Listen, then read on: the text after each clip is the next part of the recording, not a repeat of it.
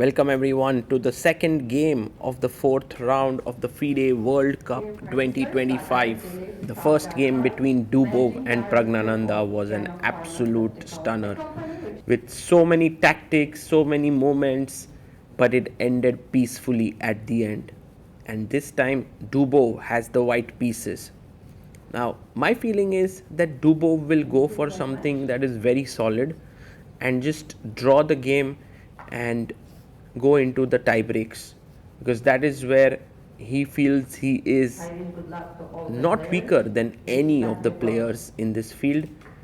Now, let's see how Dubov plays here. He opens the game with pawn to d4, and Praggnanandhaa takes his time before making his first move like he does always and brings his knight out to f6. The chess sets, by the way, that are used in this tournament on some of the top boards are the same ones that are used in the World Championship matches before. I believe for the next World Championship match they might have different sets. So now these ones are being used in the other FIDE events. d5 played and pawn to c4. We have Queen's Gambit on the board and Praggnanandhaa declines it with e6. Will it be a Catalan with pawn to g3? No, Dubov goes for knight to c3, normal chess, and Pragg can play in many different ways here. Bishop e7, c6, c5, a6, dc4. I mean, there are many, but he goes for bishop b4, which is known as the Ragozin variation, and it's also a very active line because it's a mixture of Queen's Gambit declined and Nimzo Indian. So bishop g5 played here by Dubov.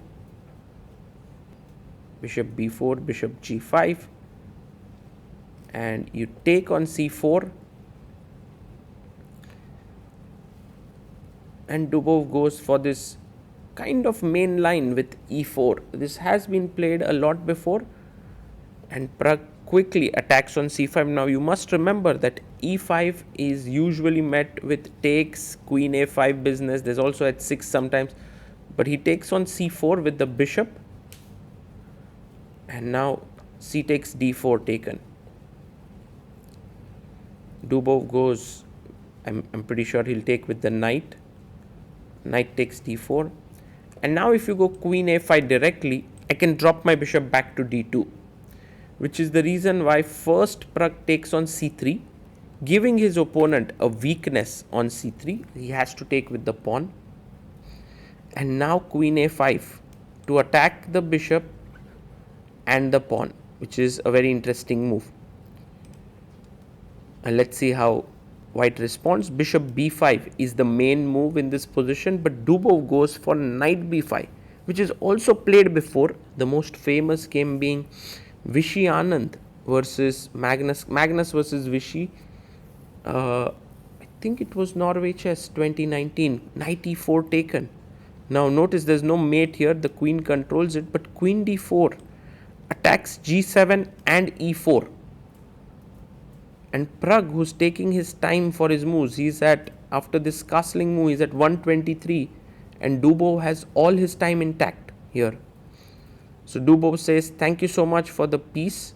And how does black recover the piece? Well, there's only one way to do it, that is pawn to a6. Once the knight moves, you can pick up this bishop. So let's say, for example, knight d4, you could even take on c3. So that doesn't really work. White castles, and Pragg now going for a takes b5. Yes, he takes here, and he's a pawn up, if you notice. But what white has in return are the bishop pair, and also the slight initiative because he's attacking on h7, threatening mate. Black pieces are still undeveloped. f5 played, attacking the queen.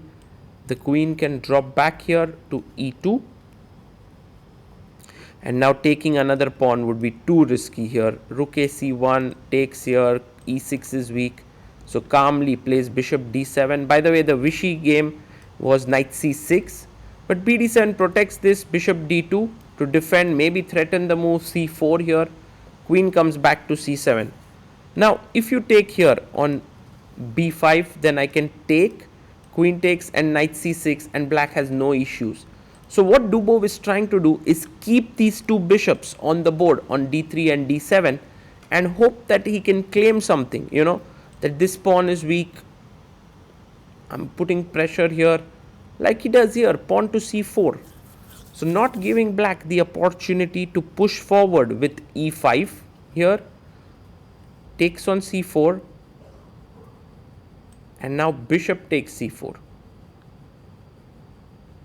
He takes the pawn, pinning the pawn on e6. And knight comes out to c6, just developing here. And rook a to c7. King h8 looks normal with the idea of pushing forward with e5. But Pragg plays queen to d6. And maybe I would say white has something to play for here. Look at these two bishops, quite active. Rook a d1 coming in, putting pressure here. And Pragg plays knight to a5. Makes sense. He attacks the bishop here. And rook a d1. So here if queen c7, you can go bishop e5. If you take here, d7 is hanging. So he goes queen e7. And now the best move is bishop d5.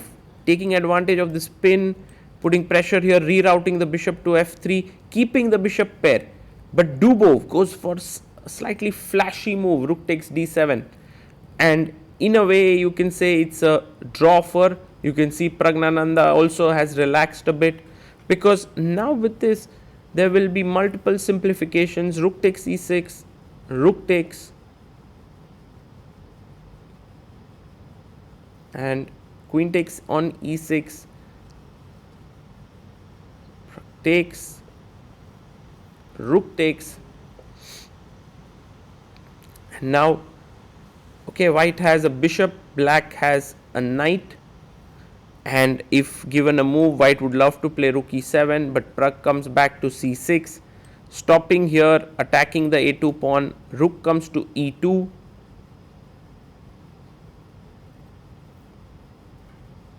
And Pragg now, after some thought, pushes his pawn to b5. Rook comes to b2. And now pawn to b4, just attacking the bishop here. Dubov chops off the pawn, and it is simplification time. Knight takes b4, rook takes b4, and rook a2. Pragg chops off the final pawn. We are on move 30 exactly.